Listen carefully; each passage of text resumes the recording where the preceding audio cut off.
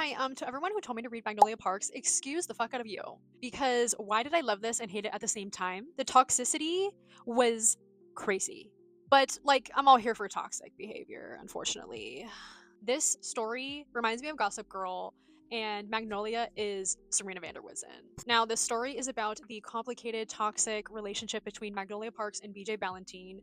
They are what I would say soul tied or trauma bonded, but throughout, at least our perspective, we're seeing them battle like this love for each other, but also the toxic behavior that they keep throwing at each other. Along the way, there's like a lot of hot tea and fucking piping drama that's going down with the friend group, with her family, his family. There's like a lot going on, and there are some darker aspects that are discussed in this, which thus created the trauma bond between them two.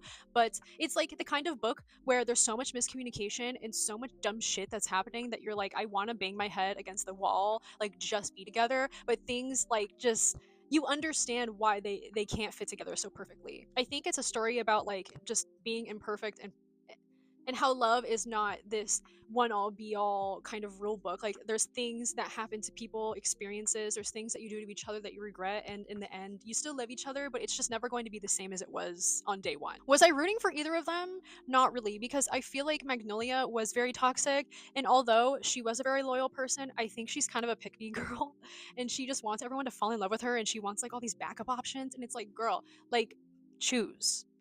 And BJ is just so self destructive and manipulative and toxic and hypocritical. Like, how are you going to be upset that Magnolia is dating other people when you're doing what you're doing? In the end, I was like, oh my god, like, where is this gonna go? And then in the last two chapters, when I found out what actually went down, I was gagged. Like, how are they gonna come back from that? How? I'm so sad. I didn't know that I would love this story as much as I do. I'm so excited to continue, and especially to get to Daisy Hayes. Like, I've heard that everyone loves that, so I'm super excited for that. Shout out Tom England, because I think that although I don't think he was perfect, like the perfect match for Magnolia, I do think that he's a good guy, and I think he's too good for Magnolia, if I'm being honest. Like, although he had some ulterior motives, and he was kind of in it for his own gain, but I don't know.